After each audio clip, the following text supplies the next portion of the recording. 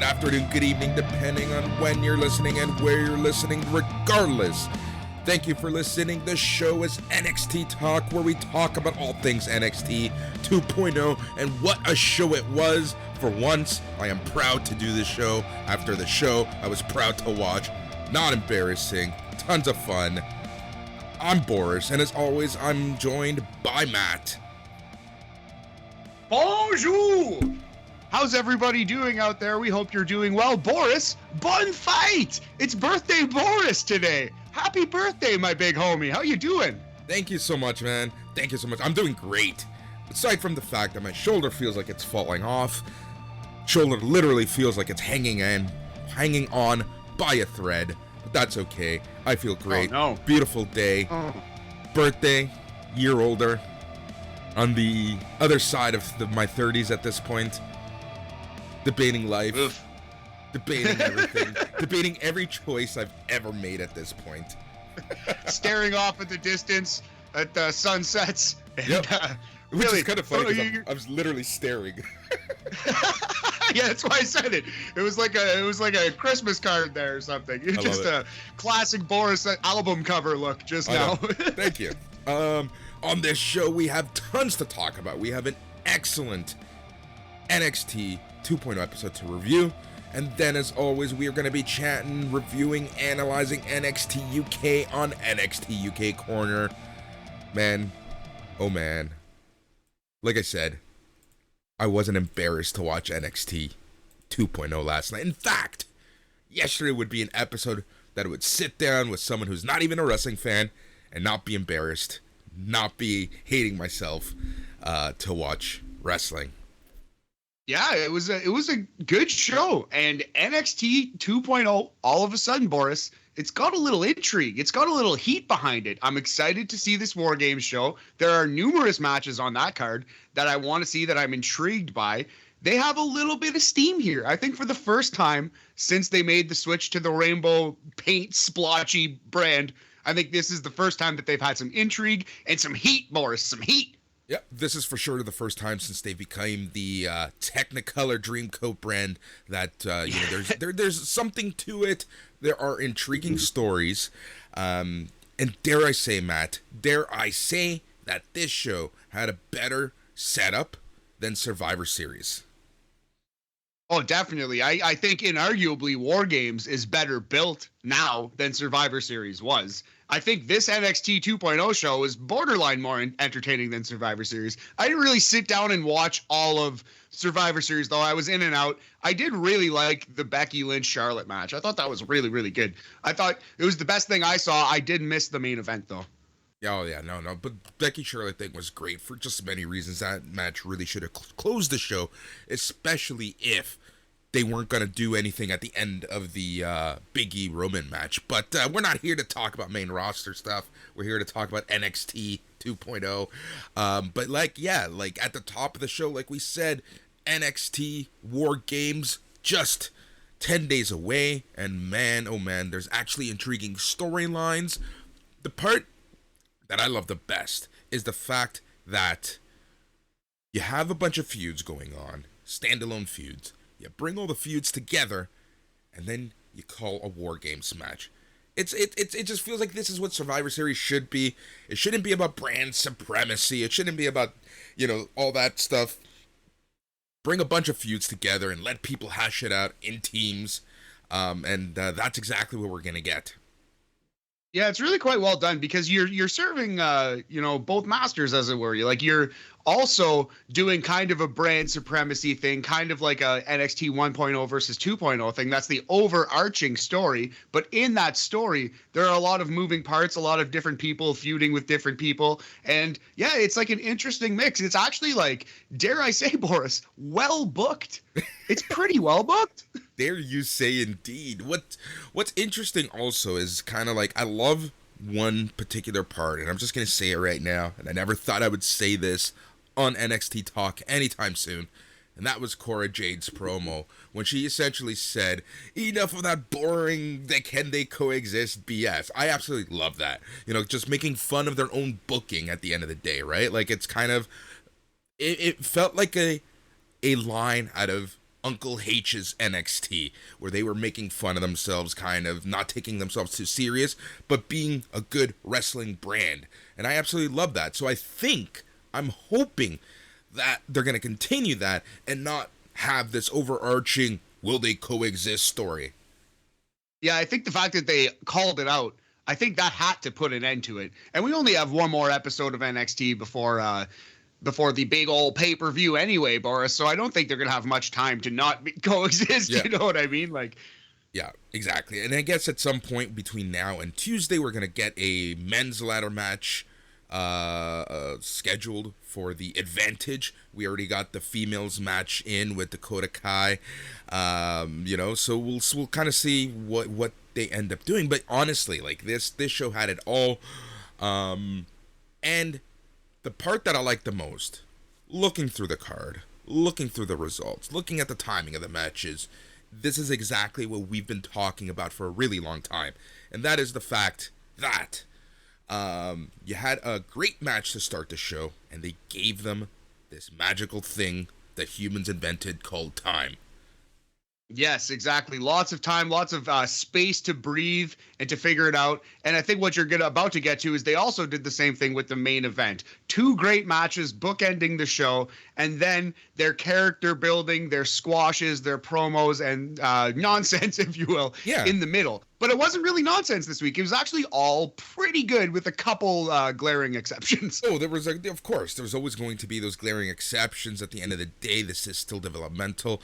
But it's kind of funny because even those random things that we thought felt random in the show, dude, they actually brought everything together at the end of the show. It was just like really well done. Yeah, no, this was a good, entertaining, and like we said, like well written, well booked episode of NXT 2.0. This was good stuff. I really did like it. Yeah, it's scary. I almost don't want to praise it too much because you never know exactly what's going to happen. It wasn't like blow away like a classic episode of wrestling television, but I think the bar has been set so low that when they do actually produce something halfway decent, it feels like such a breath of fresh air, man, you know? Look, I don't need a cigarette after watching that show, all right? All right, to everyone listening, I am trying out my new mic, so if I don't sound as crystal clear and as beautiful and sexy as I usually do, it's simply because I'm using the new mic, testing it out, but I've told Matt to let me know if I sound a little off. This mic is, dare I say, just like many of my relationships, including my current one, this mic is too good for me. It's really picking up all of the bass in your voice, Boris. It's all good though, homie. We'll tinker if need be. But yeah, man, happy birthday again. Do you have any plans today? What are you doing to celebrate this fine November 24th? Fucking podcasting with you. That's what I'm doing, and I'm so depressed about that. Nice. No, love you too, buddy. Honestly, I don't have too many plans, man. Like, most likely gonna go see my grandma at some point. Nice. And then, we'll see.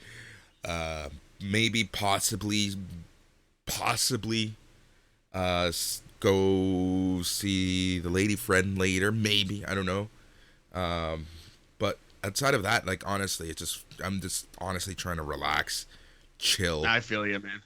It's been such a hectic few weeks. It's going to be a hectic few weeks as we go into the new year. Just working on a lot of different projects near and dear to my heart that people are going to hear about soon on this show and many other shows. I brought back It's Canon this week, so that was a lot of fun too. Yeah, glad to hear that, man. Yeah, I've appeared on the It's Canon podcast before. You guys do a great job talking all of nerd culture. If anyone's out there into video games, Lego, high caliber tech stuff, you guys all know your stuff. It's really good. It's a really good listen. Yep. Definitely check out the It's Canon podcast. But yeah, man, if you do end up in the city, let me know. We'll grab a drink or something. Yep, we'll do 100%. Most freaking likely, we will do something later on. But yeah, how about you? What's going on with you? Oh, frig, all there. So yeah, I wrote a piece for Operation Sports reviewing Franchise Hockey Manager 8, which is like a text-based sports sim similar to Football Manager or Out of the Park Baseball. It's a decent game. You know, you can check out my review. Out of the Park Baseball and Football Manager are like 10 out of 10, as good as that idea possibly could be. The hockey game's like 7 or 8. You know. No, Football Manager is an awesome game. I used to play that religiously for years. It's just so much fun, and it's kind of funny because you actually do learn a lot of the business side of the sport playing those games. Yeah. Absolutely. Not only the business side, but you can start a league in like the 1910s in baseball. I don't know if it's the same in Football Manager, but you can go back and learn the history of the sport as well. So it's just those are very interesting. Yeah, I got a couple videos coming out at the end of November for Operation Sports as well. Check them out on YouTube. We're rolling away there. And yeah, just plugging away, homie. Yeah. Have you ever played the baseball game, Baseball Mogul? Yes, I did. Yeah, it's kind of like a lesser version of Out of the Park in a couple ways, but I love Baseball Mogul too. Yeah. That got me into text-based sports sims, that game. Yep, same here. So funny. It's funny. I remember back in the early 90s when my brother started programming, like computer programming in high school. The final project was essentially building a video game. Building a game doesn't have to be anything crazy. But my brother literally spent months and months and months programming a text-based wrestling game. Oh, wow. It was like an RPG. It was so cool. It was based on the early January 1993 roster, and it was text-based. Yeah, like it was basically like a Mortal Kombat ladder, and the further you went, obviously the odds were stacked against you. The main event being, Yokozuna was the final boss, but then you had to face Hulk Hogan, kind of like in Mike Tyson's Knockout. Oh, nice. That's awesome, man. That's a really cool idea. Yeah, I think there's like a place for a new wrestling sim to kind of take over because, yeah, have you ever played Total Extreme Wrestling, that game? Yeah, I have. Years ago, I played that. Same. I just remember it being very complicated and not as much fun as Extreme Warfare Revenge was, when that came out in like 2002 or 3. Anyway, we're deep in nerd territory right now. We should probably scale it back a little bit. But yeah, man, I actually have a pretty good Tinder story. We should save that for BAM next week. We don't want to get too long tomorrow. We don't want to get too long in the tooth, but yeah. Exactly, but that's fine. So let's talk about BAM briefly. I think BAM is going to be a pretty good show tomorrow. We're going to have a conversation about War Games, Cage Matches, War Chamber, because we're going to be chatting MLW, War Chamber. That was last week. I was able to watch it earlier this week. I have plenty of thoughts on that match. Nice. I have not seen that yet, but I will watch it today in preparation for the podcast tomorrow. I did watch ROH TV, so I'll be able to add some educated thoughts on that. I'm going to watch the last couple episodes as that dwindles down. And we have a lot of sports to talk about on BAM tomorrow. Lots to get to. It's going to be fun. Yep, and then we're going to have a live debate on whether we should bother with NWA pay-per-view. But we'll see. Oh, yeah, we'll talk it out. Exactly. Someone on SNME radio should watch that pay-per-view, and it might have to be us. But I feel like we might be able to find someone else. Yeah, we'll see. We'll see what happens and see who. Yeah, it'll be covered. Don't worry, everyone. It'll be covered. But yeah, dude, shall we just get into some good old NXT chatter? Let's do it. Let's NXT TLK, buddy. All right, let's TLK some NXT. All right, so we're going to start chatting NXT TV from November 22nd, live from the Performance Center. So the show opens up what seemed to be a production blunder. I don't think was an actual production blunder, as Grayson Waller is in the ring, essentially crapping on the history of WWE and NXT. Grayson Waller points out that Tommaso Ciampa isn't in the cold open, and he's not larger than life or a superstar like he thinks he is. He then berates the crowd for booing superstars like himself, John Cena. Then he talks about The Rock, who he also complains gets booed out of town. And he said, don't get him started on Roman Reigns. This is great. The crowd ate this up. The crowd booed him out of the performance center. And he says that he's now while Roman Reigns got booed out of town, we booed him so much, and now he's the head of the table, and he tells him that Twitter freaks don't matter, but superstars do. And this is when Tommaso Ciampa comes in to the ring. What did you think of this opening promo from Grayson Waller? I really liked it. Like you said, it wasn't at no point, it wasn't a production gaffe. It was supposed to be a grabber off the show. Grayson Waller comes up and interrupts the forever, the then, now, forever start of WWE. Says all of these guys are useless and meaningless. I don't know. It's pretty bad. I like this Grayson Waller character. He's become a very interesting, troll the fans heel. There are a couple inconsistencies in the character, but honestly, whatever, it's fine. He's figuring it out. He's finding it, So yeah. I really like this a lot. I thought it was pretty good, shockingly good start to NXT 2.0. Grabber. Exactly. Yeah, it got your attention like that. It really did. And again, I go back to what we've been talking about, with this show, and that is how we need that attention grabber, opening up the show with a cold open straight into a 2-minute match is not going to catch mine or anyone's attention. It needs something more. So, doing what they did, an actual intriguing promo that led into an actual intriguing match. Go freaking figure, right? So this, like I mentioned, led us into the opening match of the night, which was Grayson Waller versus Tommaso Ciampa. And I got to say, this match went just under 14 minutes, 13 and a half minutes-ish. And it honestly showed us a side of Grayson Waller we have been wanting to see. It shows us why these people in NXT 2.0 have been signed. This is exactly the type of match that we needed. And it continues to prove that Tommaso Ciampa is the MVP of NXT 2.0. I couldn't agree with you more, buddy. You absolutely nailed it. This was his best performance, Grayson's, by far, on the brand. This is a very good match. He's still very new at this, but he's got something you can't teach. He's got a knack, he's got a charisma, and he's very athletic in there. He's a big guy too. So I think Grayson Waller could go pretty far in this here professional wrestling business, Boris. But 13 and a half minutes. They let Waller kick out of a top rope air raid crash, which is pretty. I thought that was the finish for sure. I thought so too, and I'm actually 100% shocked that they not only let him kick out of that, but put up a bit of a fight until the end of the match.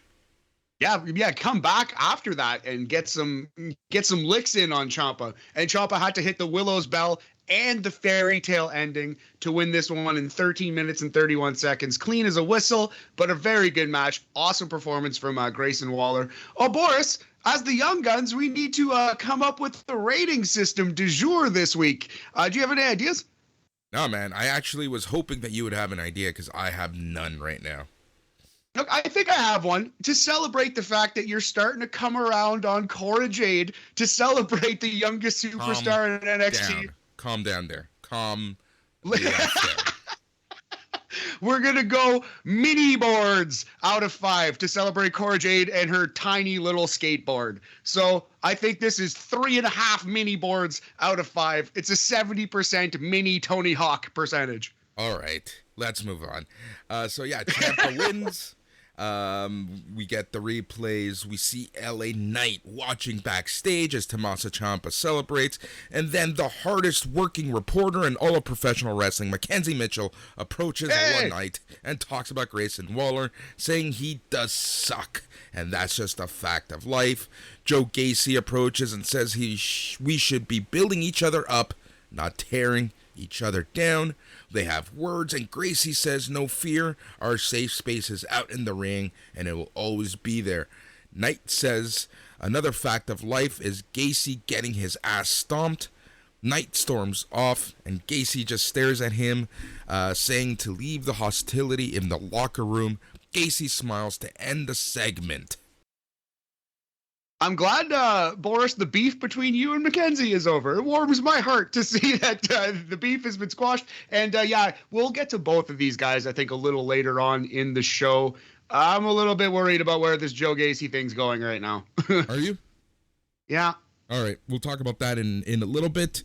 I'm still so undecided on this. Like, I toss and turn every week on whether it's good, whether I like it, whether it's worth it. We'll see. All right, so let's move on. We see how last week's in-ring poker showdown ended with Duke Hudson attacking Cameron Grimes and cutting his hair. Grimes will be here next as we go back to commercial. Back from the break. Toxic Attraction is backstage, talking and walking as they insult Cora Jade, thankfully. Dakota Kai walks up and awkwardly walks with them. Mandy Rose says she won't need them out there with her tonight. There's a bunch of debris laying on the ground. They acknowledge it, but keep on walking. That's when Kay Lee Ray appears and knocks some more stuff to the ground with a baseball bat, pulling her best Sting impression. Yeah, so it's kind of similar to Dakota Kai, although not as bad. But it feels like they just took a lot of layers away from this Kaylee Ray character, and now she is generic angry girl with baseball bat. So I don't know. I guess she didn't really have much of a character before. She was just like an excellent wrestler. But that could be enough when you're as good as Kaylee Ray. So I don't know about this new I'm crazy, I have a baseball bat thing. How do you feel about this new twist on the Kaylee Ray presentation? I'm going to let it happen into War Games and see what happens after War Games. I'm not too much of a fan of this simply because, like we just said, we already have a crazy girl, crazy chick character. We don't need so many at this point, right? Yeah. Like it's there's no need at this point, right? So I don't know. We'll see. Yeah, I guess it's too early to pass judgment, but I kind of just, I don't know. I feel like characters become, less, less complicated, less complex, less interesting. They become less important at that point. Like at that point, there is no reason why we should care about either Dakota Kai or Kaylee Ray if they're going to be kind of portraying the same character. I know that there's people who are going to be saying Kaylee Ray is portraying an angry chick with a bat. That's still similar enough. Yeah. It's like, Kaylee Ray is like anger, and Dakota Kai is like twitchy, hearing voices, walking around like spooked out. They're both, neither are good characters. It's a miss in my opinion. But again, it's pretty early to say that. Exactly. I think that's the thing. It's super early to really pass judgment, but it's on notice. All right, so we go back to the ring, and out comes Cameron Grimes with shorter hair, with a cleaner beard. Grimes gets on the mic and he talks about being bullied as he grew up in a small North Carolina town. He's shown them that he was good enough, that if he scratched and crawled, it didn't matter how many nights he slept on a concrete floor or scraped up change for food. He showed all those people that he holds it down. Fans start chanting to the moon. Grimes says he made it in this industry, even struck it rich, but through all that, he kept his hair and his beard to remind himself of his humble beginnings, to remind him when he had nothing. Grimes says Duke Hudson took all that away from him, humiliated him, but also made him angry, and that's where Duke messed up. Grimes says he's done talking as he calls Duke out. Matt, how amazing was this? What, is it just me or was he crying? He was crying. He was full on crying. Yep. Tears rolling down this man's face as he's telling his story of growing up in small town North Kakalaki. Boris, this was a great promo. We've been saying it for months now, but Cameron Grimes is such a professional. No matter what you give him, he goes up and he's swinging for the fences. And honestly, like 7 or 8 times out of 10, this guy hits a home run. He is so incredible. In ring, out of ring, backstage promos, like in the ring with the microphone for 10 minutes. This guy can do everything. How is he still in NXT? His size, honestly, at this point, Ah, there's no reason why he should still be in NXT. This guy needs to be pushed to the moon. Like, this guy is such superstar. And like I put on the Facebook chat last night, you know, if he was anywhere else, literally anywhere else, he would be a mid to high level mid carder, dare I say, even main eventer, depending on where he ended up. he's been a main eventer everywhere he's gone, basically. Like, he hasn't gone very many places, but he was pretty much main event level in PWG, where he wrestled a long time. He was a main eventer in Impact. And yeah, man, he basically main evented every indie in the southern United States for like 5 years. Yeah, So exactly. he's an incredible wrestler. He's an incredible character. It's crazy that he's like where he is in the wrestling business, because he's so much more talented than like mid-card NXT guy. Yeah. But I mean, all we can do is appreciate the fact that he's on our TVs every week. I'm so happy to see a Cameron Grimes promo. This was great. Great. Yeah, this is honestly one of the best promos you're gonna probably hear all week, and that's I'm gonna stick to that, knowing that Dynamite and Rampage are still to come this week. Yeah, and they put out that awesome YouTube video, that 10-minute Road to Dynamite, which was incredible. This Cameron Grimes thing was, I don't know if it was as good as the Danielson Colt thing, but for a man cutting a 10-minute promo by himself in the ring, this was incredible. Incredible work by Cameron Grimes. Duke appears on the screen. We see him seated in a barber's chair as fans boo. Matt, I loved the fact that he was in a barber's chair getting his hair cut, because just last week he forcefully cut Cameron Grimes' hair. Like, I just love that, like that big FU he was giving to him. Yeah, exactly. A subtle but not so subtle direct shot saying, like, I'm in control of this situation. I'm getting my hair did real nice because I want to. Yeah, I thought this was great by Duke Hudson, too. Obviously, it wasn't as good as what Cameron Grimes had just done, but Cameron Grimes had just painted a masterpiece. Exactly. Duke says he almost didn't recognize Grimes, but why is Grimes so upset? Duke says Grimes took a lot of money from him last week and got a free haircut. Duke tried to transform Grimes from a troll under the bridge to a decent human being. Grimes calls Duke to come settle this like a man, but Duke doesn't see that happening, and he says, sorry, not sorry. Grimes says Duke proved to everyone that he's gutless and nutless. Grimes says, let's put all the stakes there, let's go all in. Grimes proposes a match de apuestas, a hair v hair match at War Games, Boris. Yep. Duke says he wouldn't mind taking a little more off the top. Duke stands up, accepts the challenge, and says he's going to take the rest of Grimes' hair. He pulls out a bag of Grimes' hair from last week as fans continue to boo him. Matt, when Duke Hudson has a bag of someone's hair, he's a heel. When I do it, I'm just a creep. When I do it, I'm kicked out of Subway. But that's I really like this segment a lot. Hair versus hair, very interesting proposal. And if Cameron Grimes is gonna get his hair cut, this is a good way to do it. Put Duke Hudson over. That's what I assume we're building towards here, because I see no reason to shave Duke Hudson's head. I feel like this is building up to a Cameron Grimes haircut. Yeah, I don't think Duke Hudson is established enough that we give a crap that he gets his hair cut.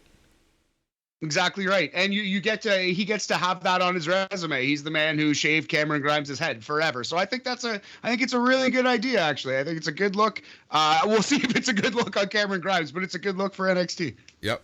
The announcer's hype tonight's main event. Pete Dunne is backstage with a promo on Johnny Gargano and NXT North American champion Carmelo Hayes. Essentially, he is promising the title win. Sejor. Yeah, good promo by Pete Dunne, but I feel like it was kind of like the match that follows the 5-star match. You know what I mean? I kind of needed a cigarette after that Grimes promo, so It fell on a little bit of deaf ears. But Good work by Pete Dunne. All right, and then the hardest working reporter in all of professional wrestling, Mackenzie Mitchell, is backstage with Indy Hartwell and Persia Pirotta.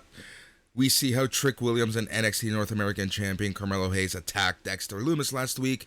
Indy says Dexter suffered a fractured hand with a few broken metacarpals and will be out for over a month. Indy says Hayes and Trick took away Dexter's ability to draw, so tonight Johnny Gargano will take the NXT North American title from Hayes.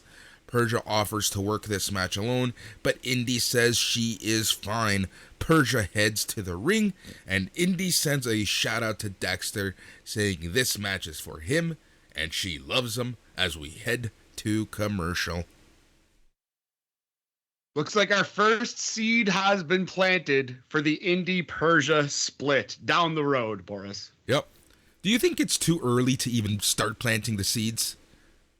Oh, of course, yeah, absolutely. But if these ladies rather are getting fast tracked to the main roster, one or both of them, you gotta get to it. So I think it's gonna be feuds are gonna move very quickly in NXT 2.0. Things are gonna happen at a rapid pace. Yeah, that's honestly my takeaway from all of this is that this is what to expect with NXT 2.0. So we come back from break and we get a coming soon vignette from Tiffany Stratton.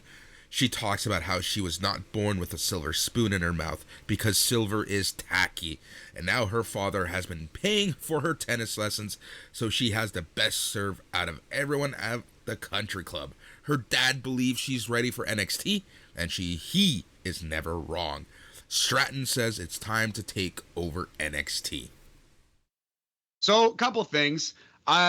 This is the new Frankie Monet character. It's a different take on it, but it's like bombastic, rich, blonde girl. Is, sadly, Frankie Monet meets Scarlett Bordeaux's smoke show character from Impact. Yeah, I could see that. It's also the part that gets to me though. It's it's not as if WWE literally had both those people just 2 weeks ago. Literally weeks ago, both of them on the roster. But they wanted the younger, shinier new toy. But she's also got a little bit of Xia Brookside in her, the new daddy, rich girl character, you know? I do wonder, because we know Xia Brookside's dad is Robbie Brookside. I wonder if we're going to get Tiffany Stratton's father introduced as a character, because that's a smoking gun already. That is a Chekhov's gun, Chekhov's rich dad. I was literally about to say that. Do you think that the father makes an appearance, and do we know the father? Al Wilson.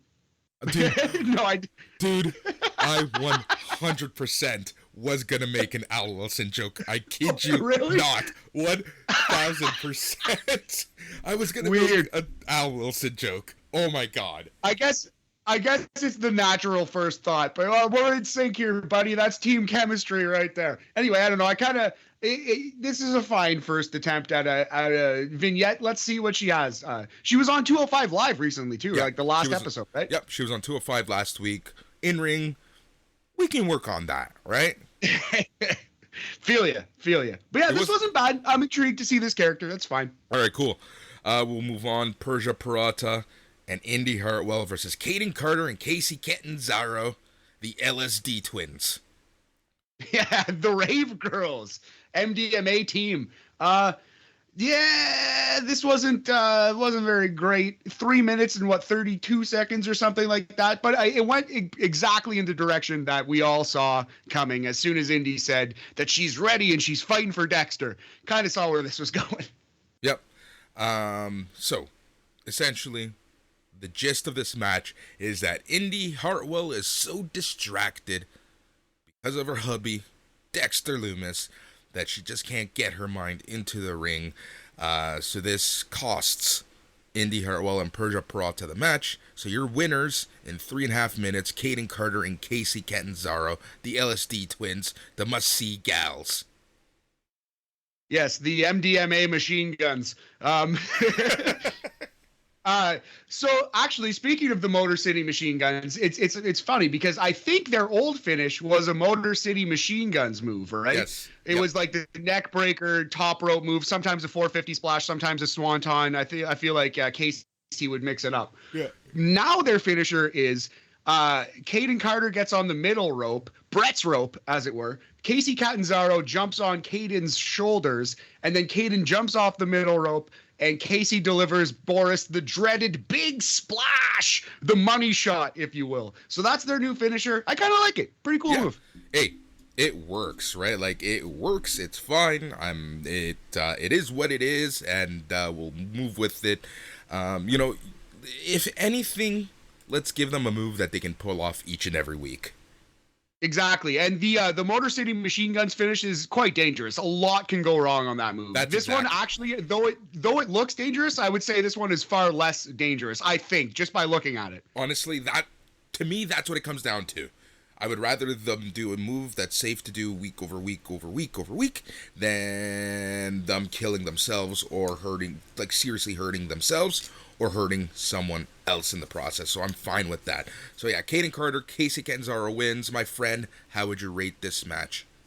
I would say slightly below average, all things considered. But, a strong effort. Wasn't an abomination. We're going to go 2 mini boards out of 5. Slight fail, slightly below the Mendoza line. Yep. All right. So after the match, Casey and Caden are celebrating. Persia sells her shoulder. I feel you, girl. Indy's also in the ring. And then, my friend, the show goes from average to above average, dare I say, better than Andrade levels, because we get a video package for Santos Escobar, who is all about class and sophistication, as Legado del Fantasma is all back together, baby. Santos Escobar does not, you've made it a gag almost how much you love Santos, but don't get lost in Boris's jokingness here. Santos Escobar rules. He's really good at this. He's not as good as Andrade, but that's because Andrade is an incredible wrestler. La Sombra was an incredible wrestler. That guy's had 5-star matches.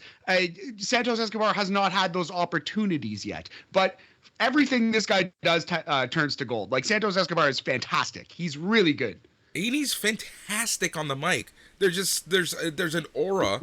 And in all seriousness, there's an aura about Santos Escobar that I get that I don't get with Andrade. That's fair, man. I can't argue that. Santos is a far better promo, but I still think Andrade has a unique charisma about him. Santos has charisma too, but there's a star quality to Andrade that I feel like is palpable. It's there. I'm not saying Santos doesn't have it, but Andrade does have it in spades, in my opinion. Yeah, we'll see. We'll see when they're both in AEW. So the next match of the night, Santos Escobar versus Malik Blade. We get back to the ring. Legado del Fantasma all coming out with La Madrina, Elektra Lopez, Joaquin Wilde, and Raul Mendoza. Back from the break, Andre Chase is showing his students the WWE Performance Center facilities. Cameron Grimes walks up all pissed off, and Chase disrespects him to the students. Grimes tells Chase to go to hell. Then he keeps walking. Chase tells his students to never listen to an idiot like Grimes. We go back to the ring. Santos Escobar is waiting, as is Malik Blade. The bell rings, and it's time for Santos to show us why he is better than Andrade. It was a quick little squash, but it was very entertaining. The man was put over strong. I think it was definitely an above average pro wrestling presentation. I like this Malik Blade. I would like to see him get a win, get a little tiny bit of a push here and there, because he's a perfectly good jobber. He's got that down. He's got his fundamentals down. I would like to see him get more than just to be a punching bag. Same here, 100%. All right, so as expected, Santos Escobar gets the big old W after the match. Legado del Fantasma is in the middle of the ring. The music is hitting. They get on the mic.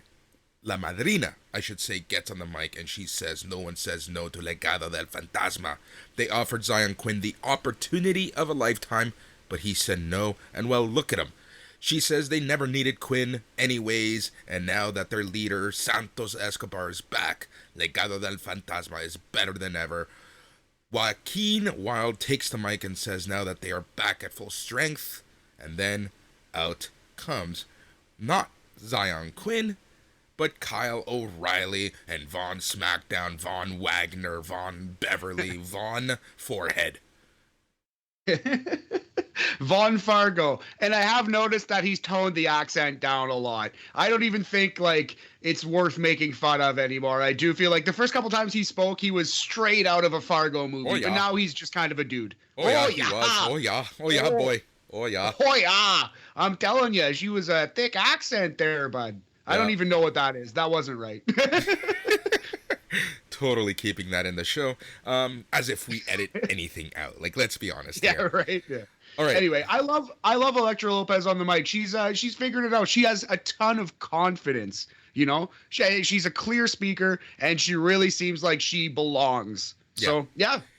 Honestly, Legado del Fantasma went from like a 3.5 to a 4 with Elektra Lopez. Like, in all seriousness, like, she just adds this dynamic to the group that makes it amazing. Now, I hope they don't share the same fate as Hit Row. Yeah, that's the thing. Like, famous last words. But yeah, they seem like they're gonna be safe in this WWE company because all four of them are good. So, but you know, like you could say Hit Row, B-Fab wasn't there yet, you know, but Elektra Lopez is not there in the ring. But even as a character, she's way, way more established, way better off than B-Fab ever was, right? There is something to be said. I'm not trying to play the race card, and I think you know exactly where I'm going to go with this. But there is something to be said about the way that WWE kind of protects Latino performers a little bit, knowing that a good chunk of their audience is possibly Latino, and that they want to hit those Latin and Spanish markets. Yeah, that's true. And yeah, we've seen that time and time again in WWE. Yep. Maybe that's why Dana Brooke still has a job. Not that she's Latina, but Latinos are... Anyways, I'm not going there. Oh, boy. Anyways. Just steer this thing back on the rails. Kyle O'Reilly gets on the mic and he says they are here for the same reason. They want the NXT tag titles. Legado says that's too bad.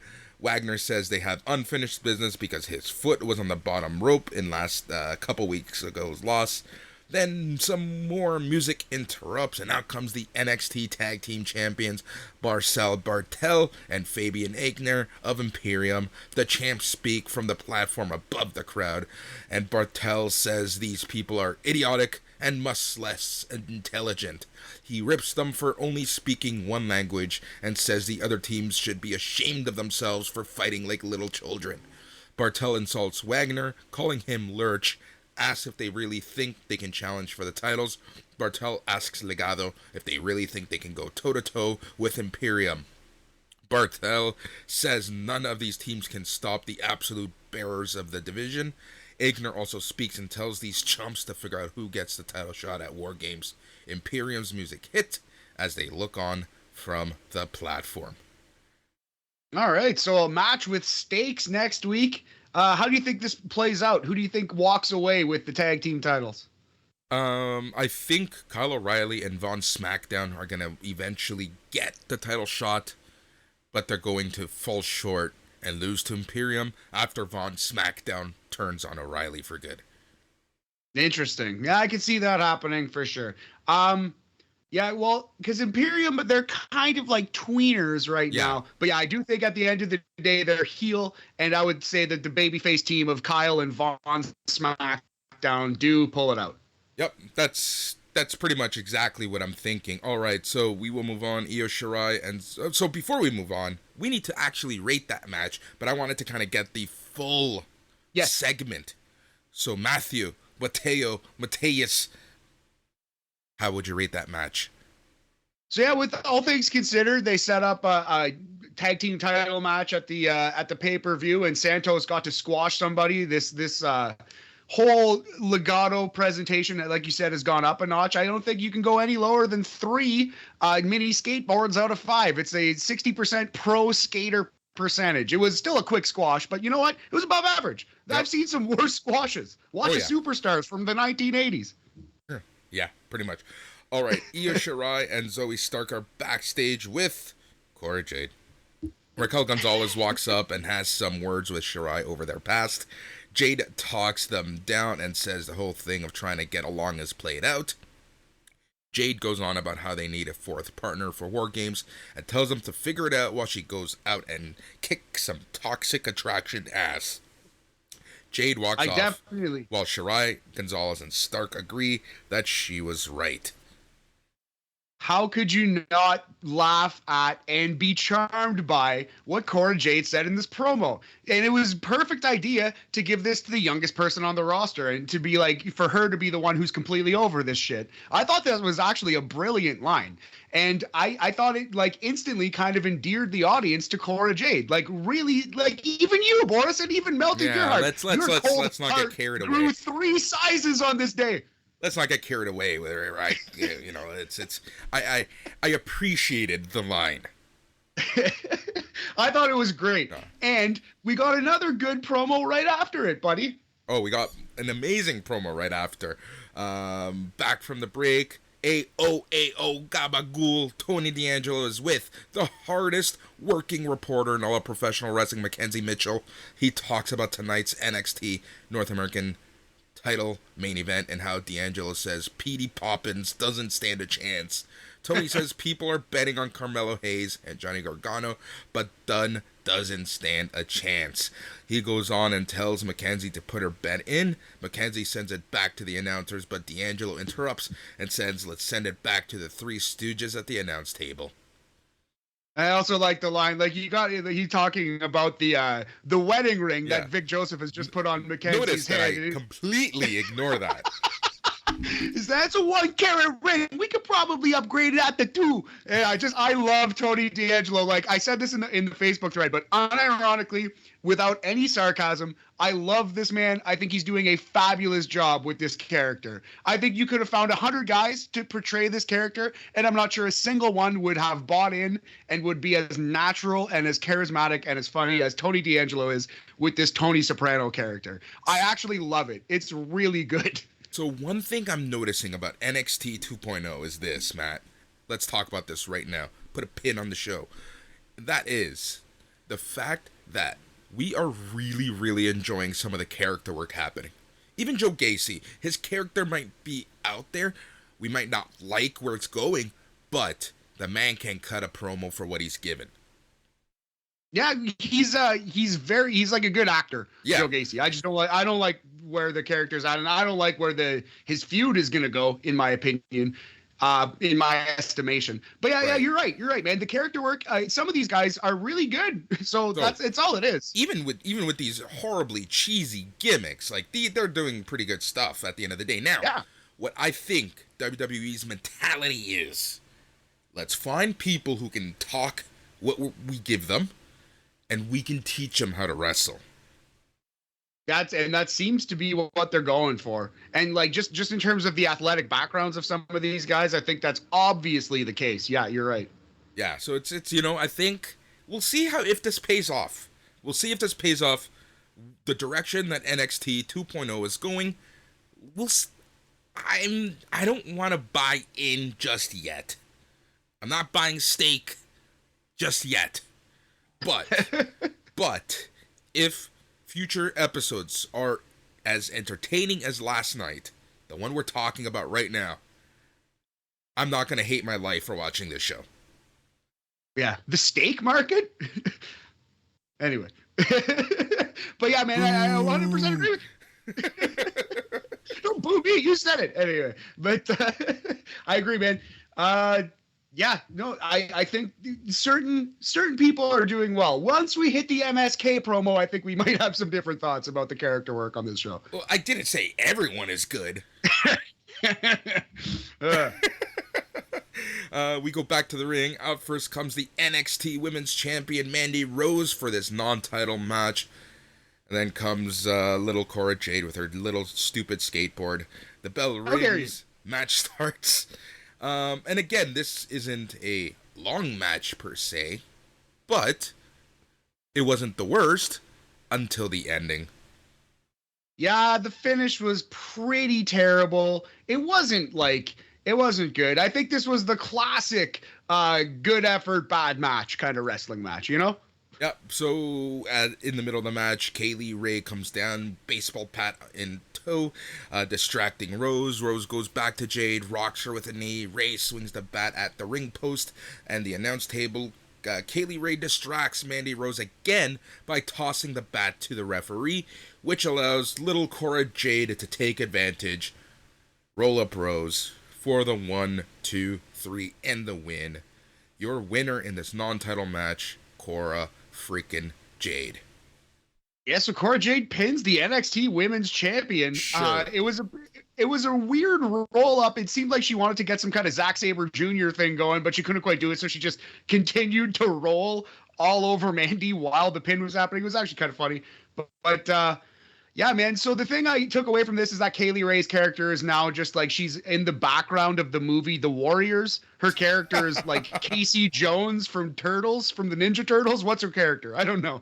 That's honestly my takeaway. I like Casey Jones. Let's go with Casey Jones. Casey Jones. Kaylee Ray. Sounds similar. Kaylee Jones. Kaylee Jones. That's her. We need to quit. So Cora Jade wins.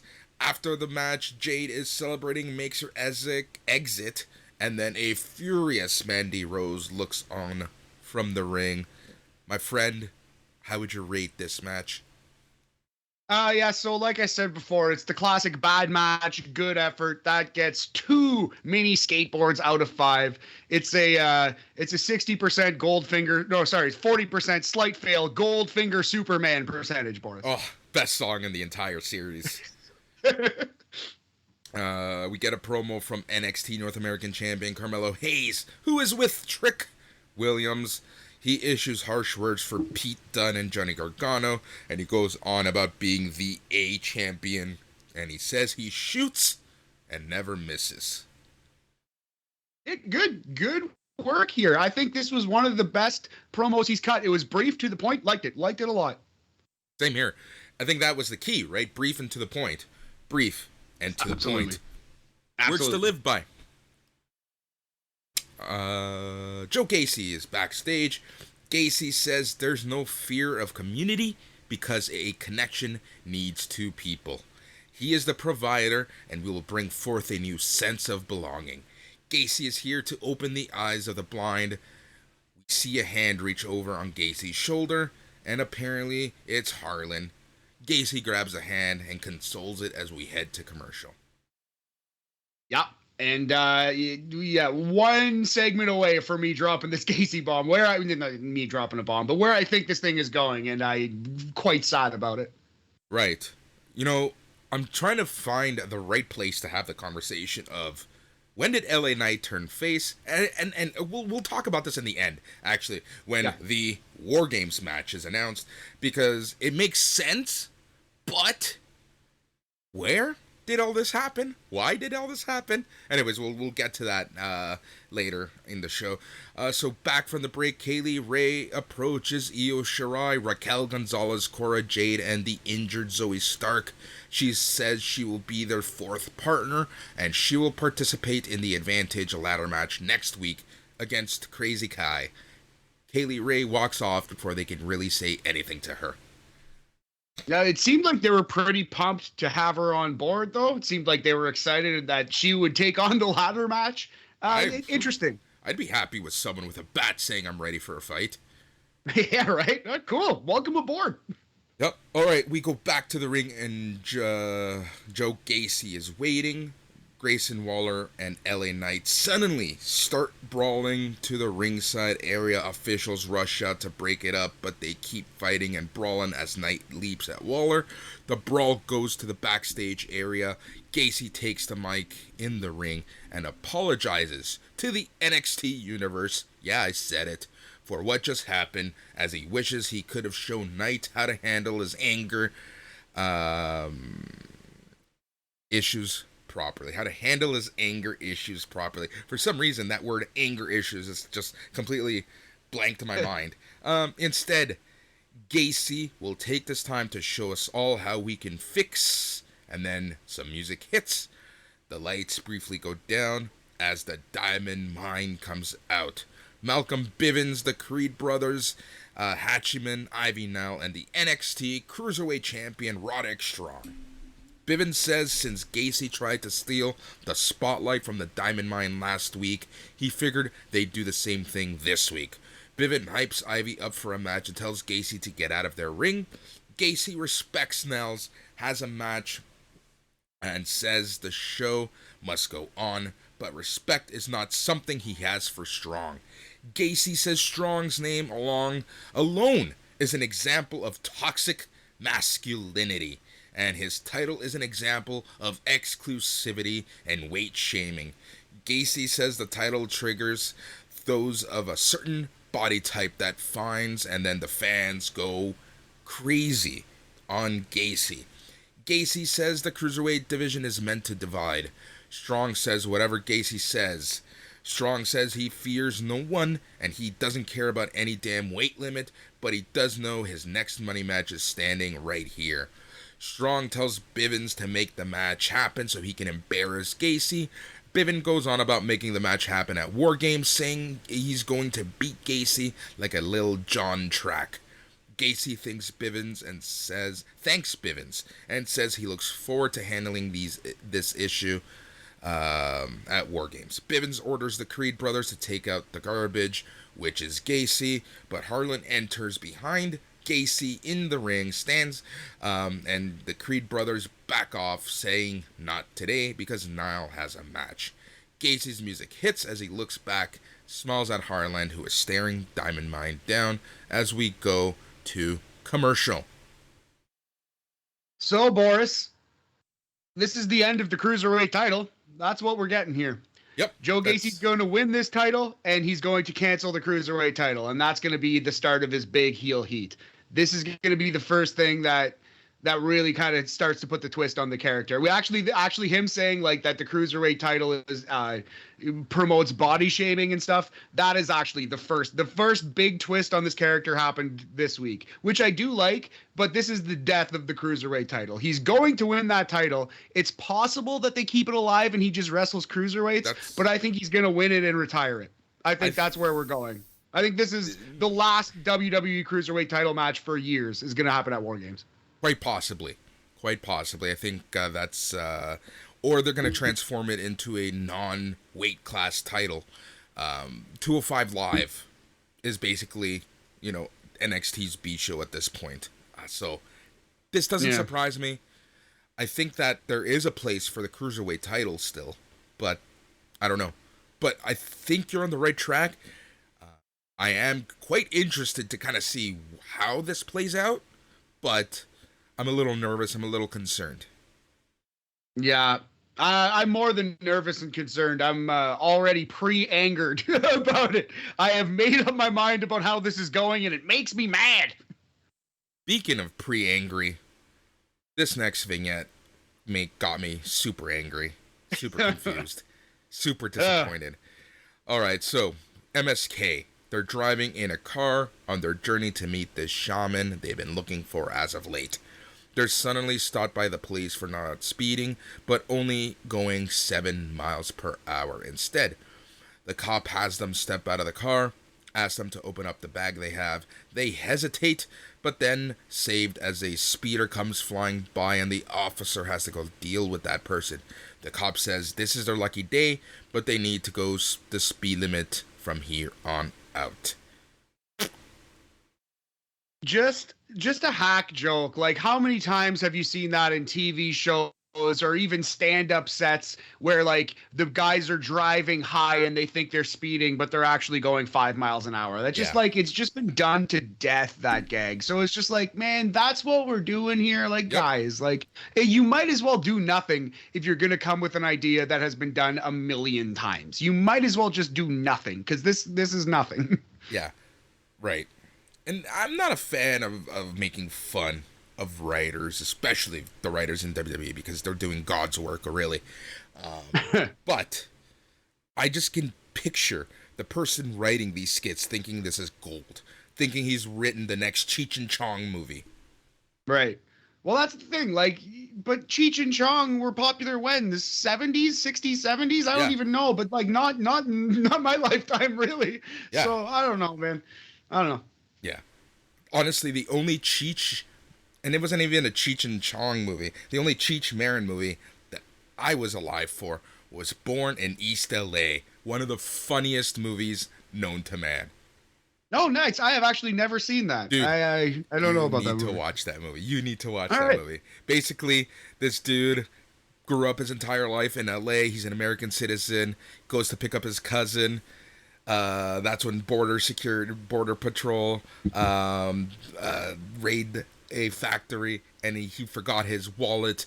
He has no ID, but he looks Mexican, so he gets deported to the States without ID.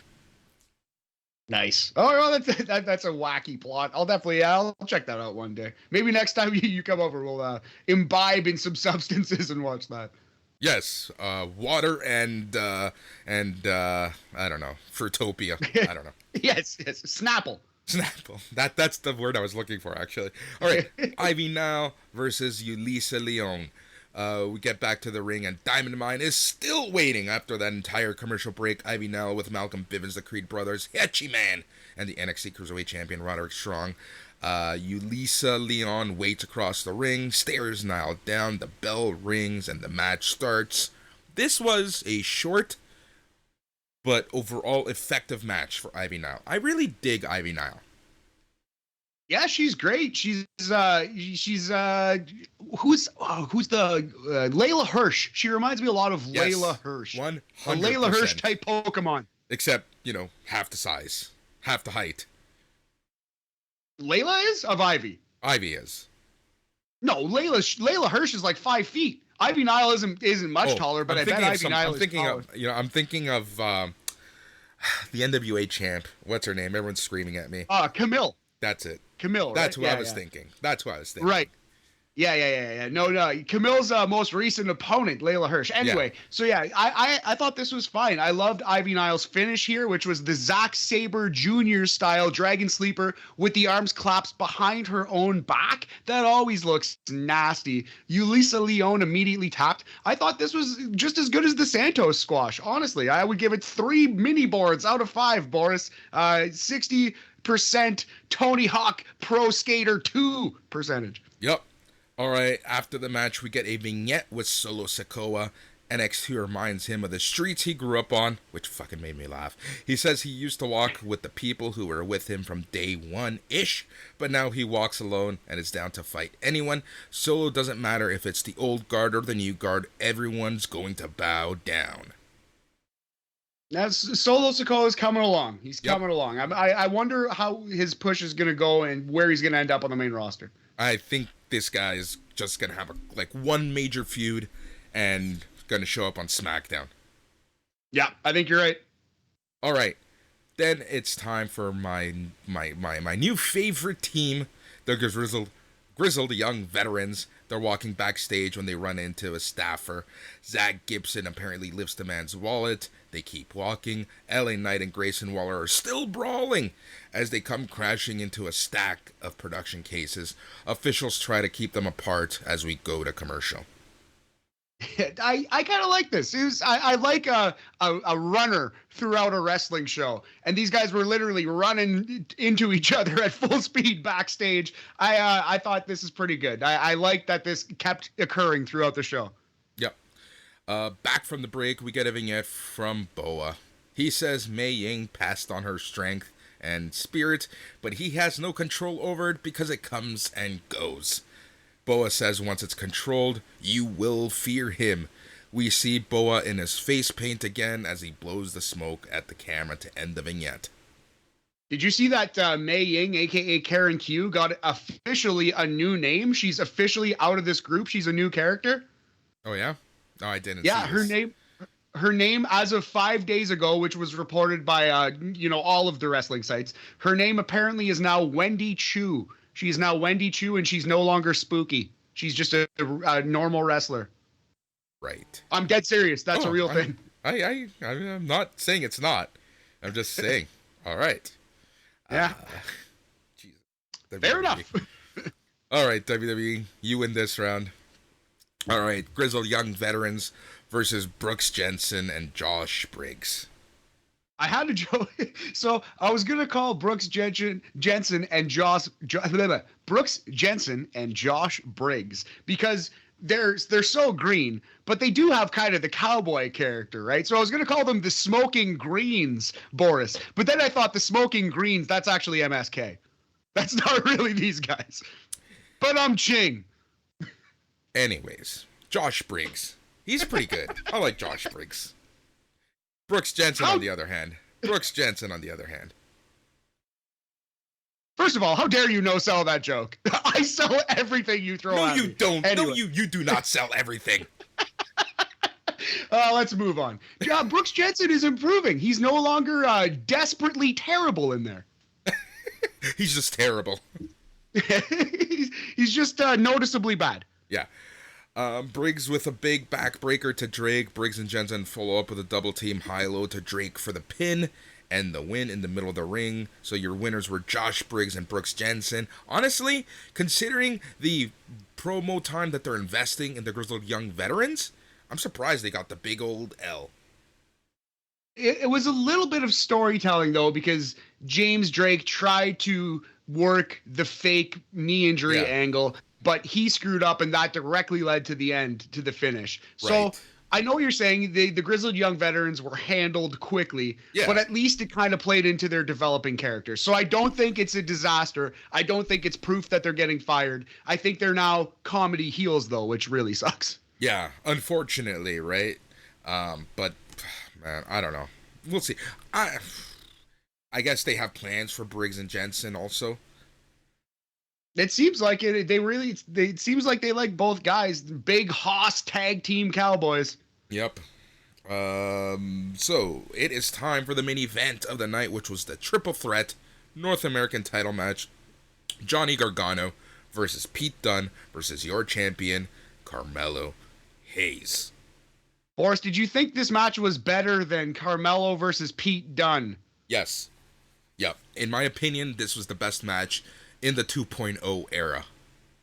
I definitely, you know what? It's hard to say. I definitely agree with you. I'd have to watch both. I think they're both near the same level, but this was awesome. This was all action, just a ton of fun, fast paced, and yeah, I really enjoyed this match. This match was fluid. Matt, what is the thing I hate the most in professional wrestling? People sitting around waiting for the next move and breaking that kayfabe of it being a real fight. No one waited around at all. Like this match, honestly, seemed so fluid. It seemed so natural. It was just so well done. Even when guys were kind of like on the ground, yeah, they waited a little bit, but it wasn't like, okay, I'm going to, bend over and wait for that double DDT or something like that, right? Like, they just kept going. This match is like hit after hit after hit. And you know what I appreciated the most about this triple threat match? It was an actual triple threat match. It wasn't a one-on-one with the other guy resting outside of the ring. Yeah, they spent a lot of time with all three guys in the actual ring. Sometimes people were selling, but I agree with that. It was a three-way dance. It wasn't my turn, your turn, my turn, your turn, your turn, your turn, my turn, your turn. Yeah, exactly. That's honestly, what more can you ask? This match, honestly, is a must-watch match. This is a match that you should go out of your way to watch if you haven't. There was just so much to talk about in this match. Man, Gargano and Dunne are just so freaking just amazing. And then Carmelo Hayes is developing into something so special. You know what I would have loved to see? What's that? Carmelo Hayes versus Isaiah Swerve Scott again. Yeah, man, I really thought that was going to be a long-term program because Carmelo Hayes stole Swerve's title and then Swerve got called up, and I thought that could be a feud for years and years, decade in WWE. But alas, Swerve has been fired for absolutely no reason. None. Yep, Swerve is going to end up somewhere very quick, and honestly, I know AEW can't sign everyone, but that's someone that they should sign. Absolutely. That's the thing. Fire 5 Joey Janela's to do it. I don't care. But yeah, sign Swerve Scott and push that man. Oh, 100%. Can you see him with the Acclaimed? Oh, I didn't even think of that. I didn't even think of what group he would go into. That's a good idea. I can see him. You know what? I have 2 wishes now for AEW. Swerve Scott to the Acclaimed and Jonathan Gresham to Team Taz. That's the thing I want the most. I never even thought about Jonathan Gresham to Team Hook. Team Hook, yes. Team Hook featuring Papa Taz. Anyway, we got to get going on this show. We're getting a little long in the tooth. You're getting a little long in the tooth. Gargano slingshots in from the apron. Dunn plants him. Dunn does a bitter end to Gargano for the pin, but Tony D'Angelo A.O. Gabagool pulls Dunn to the floor, sending him into the steel ring steps. Hayes goes to the top rope to take advantage, nailing a flying leg drop to Gargano for the pin to retain. Your winner and still NXT North American Champion, the A-Champ, Carmelo Hayes. Yeah, I've been calling it a top rope axe kick, and maybe it was the first couple times, but it's really not a top rope axe kick anymore. It's more of a top rope famouser, top rope leg drop. But yeah, I thought this was fabulous. Again, it's right on the level of Carmelo versus Pete Dunne. I'm not sure which I would call better, but we're going to say 4 mini boards out of 5. Boris, it's an A-. It's a great wrestling match. Definitely highly recommended. Seek this one out. Awesome main event on NXT. All right, but there's still more. Tony D'Angelo goes out and greets Trick Williams at ringside. LA Knight and Grayson Waller come out brawling still, bumping into D'Angelo and Trick. D'Angelo attacks Knight, but Dunn comes out and attacks D'Angelo. Big ball with everyone breaks out in the ring now. Trick puts Gargano's arm into a steel chair as Hayes goes to leap off the top rope to injure him, but the music interrupts and out comes NXT champion Tommaso Ciampa to make the save. Trick rushes Ciampa, but gets hit with a steel chair at ringside. Ciampa decks D'Angelo with a steel chair. Dunn stomps Tony's fingers. Ciampa with another chair shot to D'Angelo. Knight also helps clear the ring.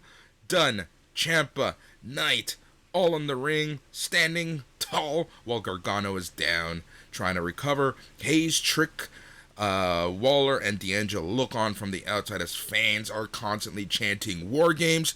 But while they're chanting War Games, it kind of sounds like they're also booing all at once. It's like War Games. It's kind of funny. Hayes raises his title in the air. Then the sirens go off, and out comes Braun Breaker with 2 Ks. Fans are barking for him. I freaking love that. Braun stands with Hayes, Waller, D'Angelo, and then yells out War Games into the mic. Braun, Hayes, D'Angelo, Waller rush the ring, start brawling with Ciampa, Knight, Gargano, and Dunn. The sirens go off as the brawl continues and NXT goes off the air. The one little detail that I did miss out that I did want to talk about was the little DIY reunion in the middle of the ring as Ciampa is helping Gargano up. Yeah, and the fans caught it too, and they chanted DIY pretty loud. I heard that chant. Yeah, man, Team 1.0 versus Team 2.0. And it's Ciampa, Gargano, Pete Dunne, and LA Knight on Team 1.0 versus Braun Breaker, Carmelo Hayes, Tony D'Angelo, and Grayson Waller on Team 2.0. That's very intriguing. I'm quite excited for this main event, man. We called this match last week. You called it specifically. Yes, you did. Thank you. I was kind of worried about it. Credit where it's due, big homie. Yeah. Birthday boy making big boy calls. That sounds so weird. Yeah. Okay, so before we get to NXT UK, I know we're running out of time. Not that there's a time limit on a podcast, but we like to keep shows under 90 minutes where possible. So, dude, who's a face? Who's a heel? Why is Gacy being a face with some people, heel with others? Why is LA Knight just randomly turned face on Waller? What's going on between faces and heels? Well, you know what? Like, I feel like the temptation is to say, well, it's interesting. It's like blurred lines. It's shades of gray. But I don't think that fans find shades of gray and blurred lines interesting all the time. Where the situation calls for it, if there's a reason for it, I think people enjoy that. But to me, Joe Gacy's character is inconsistent. LA Knight's character is borderline inconsistent. Like, these things don't feel like they're well thought out plans. They feel like poor writing. They feel like people flying by the seat of their pants. You know what I mean? And just changing on a whim. Having said that, I do appreciate the fact that LA Knight was turned face for NXT 1.0's team at War Games. That way you don't have this, can they coexist type of story. Everyone now is clearly a face on that team, even Pete Dunne now, and I'm cool with that. Yeah, but the thing is, there are a lot of baby faces on Team New School too. It's interesting. It's an interesting split. Like Braun Breaker's not a heel, Actually, he's the only baby face. He's the only baby face, but I think they've kind of like slowly, at least, have given him heel tendencies the past couple weeks, so that they can make this match right. Like, the blurred lines are just a little too much for my liking. But, like I said, I do appreciate the fact that everyone is a heel and everyone is a face on their respective teams right now. At least for the next 10 days. The only thing I would disagree with is Braun Breaker. I think he's a babyface and he will stay a babyface. They are giving him an edge, but I think he's a babyface with an edge. Anyway, we're splitting hairs. I'm very intrigued. This was, NXT 2.0 is doing it. They done good, Boris. That was a good show, and I'm excited for future 2.0 shows. My excitement, I hope, doesn't just bite us in the ass. Yes. Because after Halloween Havoc, we were both super excited for the next episode, and we got a dance-off. Yeah, they laid an absolute egg. It was a terrible NXT show, and it made me want to quit the podcast. It really did. Like, it really made me so freaking angry at that point. Like, I just hated life. I hated everything after that episode. Absolutely. It was the worst so thing we'll give a proper... Oh, yeah, the worst one we've ever talked about. We'll give a proper preview to War Games next week. I do think we have the one ladder match for the show. Dakota Kai versus Kaylee Ray. We also have the tag team title #1 contender match, Legado versus Kyle and Vaughn. And I think we're for sure going to get another ladder match. And my guess, it's going to be Johnny versus Mello. Yeah, that's who I would put my money on as well. Now, also, next week, we're going to be talking about War Games. The other thing I don't even want to touch on, but I know people are going to be asking us, so we're going to talk about it. And that's, where will Gargano end up? Because his contract is actually up before War Games, but that doesn't mean anything. The other thing that I wanted to briefly touch on was the plan for War Games. It is going to be a podcast. We're not going to do an after party. It's NXT 2.0. Let's be honest. I don't think that it would be worth it for everyone to keep everyone up for an after party, but we will record a podcast that night right after War Games, and we'll get it up on the feed ASAP for everyone. Yeah, we're gonna go immediately after the show, and it'll be up hopefully by 1 a.m. Eastern time, about that level, depending on how late the show goes. Man, let's do it. I'm very excited. I actually am pumped for this NXT 2.0 brand for the first time since it switched. Yep. All right. Are you ready to go across the sea and have some crumpets? Jolly good.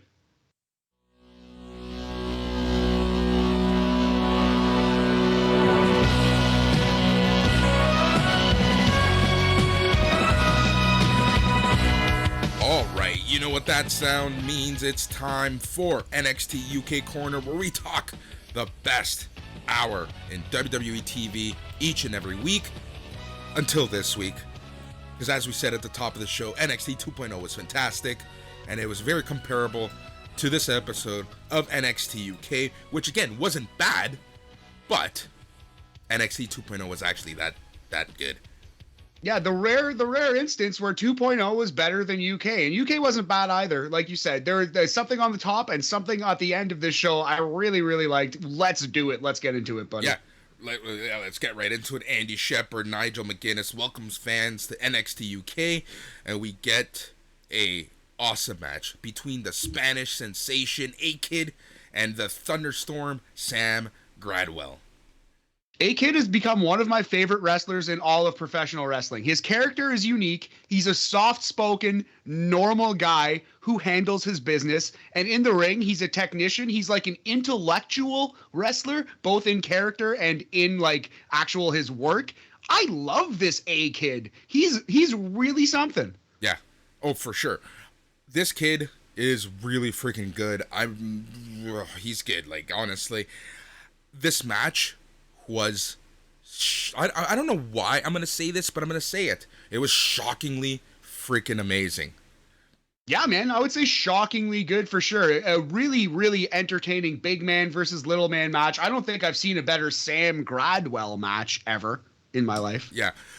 This match, though, I don't want to say it suffered from a lot of close calls. So at one point, A-Kid barely gets back into the ring, for a count. On a 10 count? Yeah, and then he also barely kicks out on a pin, but it worked. It honestly kept me super excited through the match, and I honestly enjoyed that. After that, A-Kid saw an opening, but he trapped Gradwell with another armbar. Gradwell had nowhere to turn, and he eventually submits to give A-Kid the submission victory. Yes, yeah. So like I said, yeah, it was the old UFC MMA spot where the man picks up the guy in the armbar or like the submission and tries to slam him down to escape the submission. Yeah. But in slamming him down, he put himself in the hold harder and he had nowhere to go and immediately had to tap. I thought this was a really, really strong match. Shockingly good, like you said. I would go 3 3/4 supernovas out of 5. Easy 75%. And maybe that's too low. It might have been even better. You know what? I think that was my initial thought as well. And when we give our match ratings, even if we think a match is better after the fact, we typically go with what our gut said at the time. Yeah. All right, so after the match, we got a look at Rampage Brown and Flash Morgan Webster's matchup from 2 weeks ago. After the match, it was reported that Webster sustained a shoulder injury, I'm sorry, brother, that will keep him out of action for the unforeseeable future. Oof. Yes, yeah. Couple weeks at least, it seems like, perhaps more. Yeah, it's a rough one, but you know what? The subculture group, I think, are strong enough that they'll be fine. But yeah, it sucks for poor Flash Morgan Webster. Really does. So I finally got, and I'm sorry for again just absolutely halting the podcast. I finally got the diagnosis of what I have. What your actual injury is? What is it? It's a broken shoulder that ended up with a ripped rotator cuff, a broken clavicle, and a broken acromion, which is the chest, like what connects to the chest. I don't even know what that. Jesus Christ, man. That's not the kind of thing that just happens because you wake up one day, though. That's like what the fuck? Like, how? Honestly, like I said, I swear to you and everyone, this wasn't a drunken anything. Like, it just literally, I woke up one day with huge pain on my chest, and that's what it was. That's intense, man. I don't know. Yeah, it's crazy. All right. The NXT UK champion Ilya Dragunov finds out his title defense against Rampage Brown will occur in 2 weeks. The Mad Russian isn't sweating it, though. He promises he will come out of their fight victorious and still NXT UK champion. Yeah, Ilya Dragunov is figuring it out on the microphone. You know, very clear that English is his second language, but it doesn't matter. He's becoming a good promo. A advertised match of Aaliyah James versus Nina Samuels took over. Man, Nina Samuels is really growing on me. Oh, yeah, absolutely. Like we said, the new Billy Kay, Boris. She's the new Billy Kay. Yep. But this ended up with a huge upset as Aaliyah James landed a drop kick and formulates a major upset as she rolls Samuels up in a small package and got the win. Yeah, reverses a tilt-a-whirl slam into a small package. Decent little spot. I would say this went about 5 minutes. I think it was 4:54. I don't have my notes, but that's coming to mind. Anyway, yeah, we're going to go as high as 2.5 supernovas. I'd say it was an average WWE match right on the Mendoza line. Yep. Right on the Sam Gradwell line. Yes. All right, after the match, the new Heritage Cup champion Noam Dar and Shaw Samuels interrupt Sam Gradwell's post-match interview. I wonder where they're going with this. I wonder if they're going to, what the plan is here. Yeah, because it's weird, because it's heel versus heel with the heel partner. I don't know. I'm very intrigued about it, too. I wonder where it seems like Sam and Shaw are going to wrestle. Sam Gradwell and Shaw Samuels. The Sams explode. The Sams explode. All right, so just after her win with Nina Samuels, Aaliyah James is walking through the back, tells an NXT UK reporter how much that victory meant. Once she leaves the interview, she walks it right into Isla Dawn, who blindly ambushes her. Now, Isla Dawn steals her hair scrunchie, Boris. Yep. Anyways, let's move on.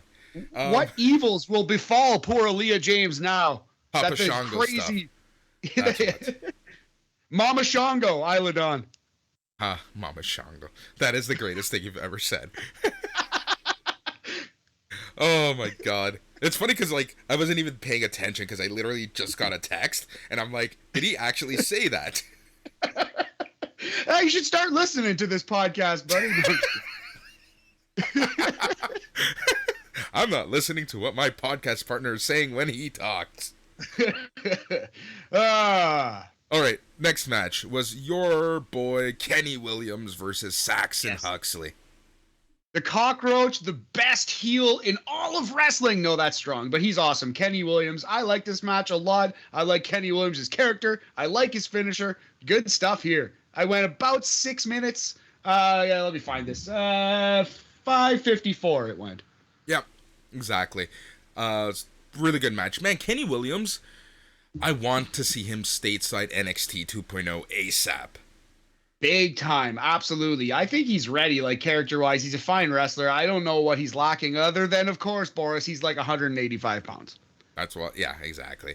Only if there was a title to give to smaller wrestlers. They should invent one of those and then give it to a 300-pound man. Fuck.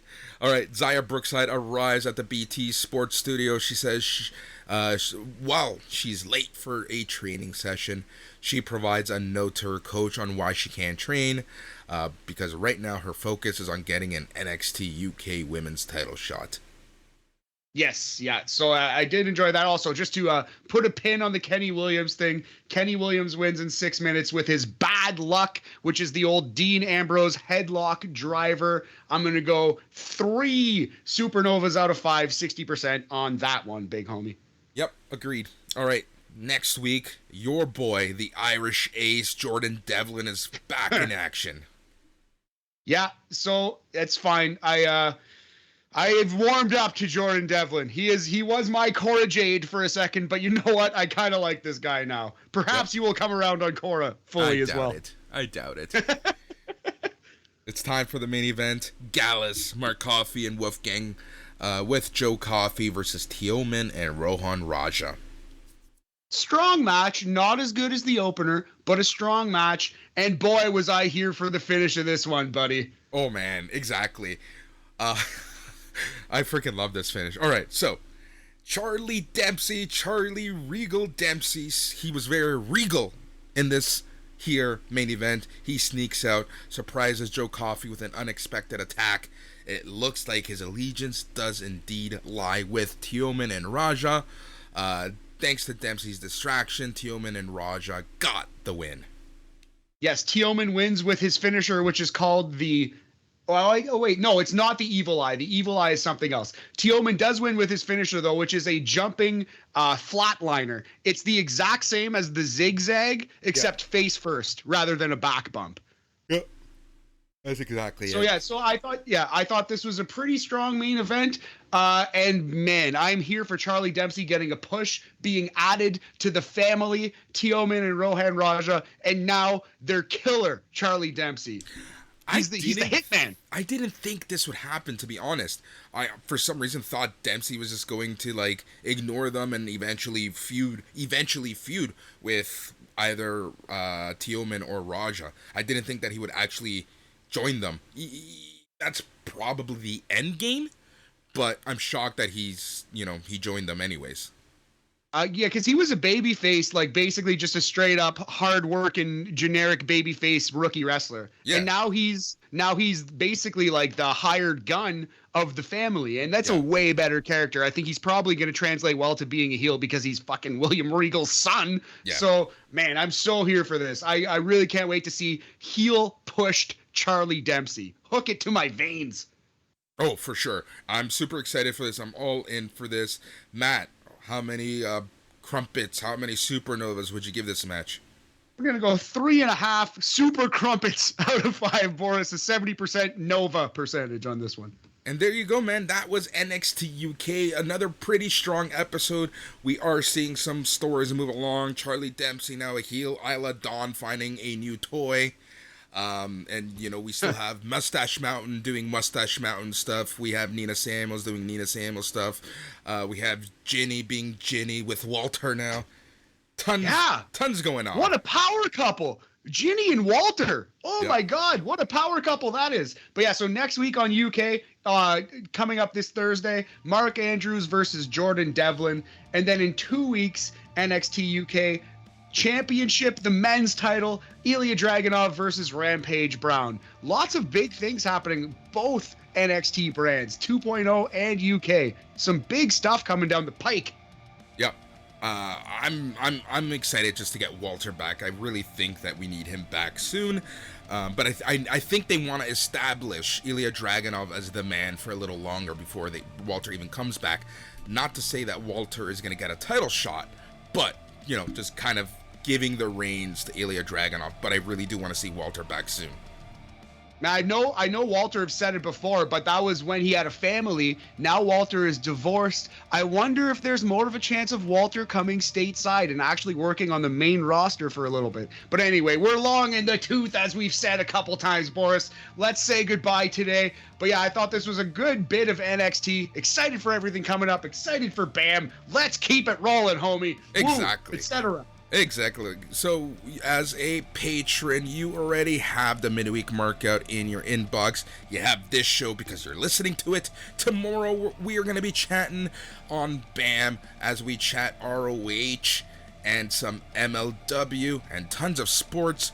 Then on Friday, you are going to be getting the Old Fucks All Elite Weekly, talking all things AEW Dynamite. Then on Saturday morning, the Smack Daddies are back talking SmackDown. Saturday night, you have the Dark Side of the Elite talking Rampage on Rampage Rollout. Then on Sunday, you have the main show with Jason Agnew and our new addition to the team, Mike McGuire. That's going to be fun. Some fun stuff coming there. And then we're back at it because it's Monday all over again. Good Saskatchewan boy, Mike McGuire. Welcome to the squad. And yeah, keep it locked here at SNME Radio. Big things coming. Yeah.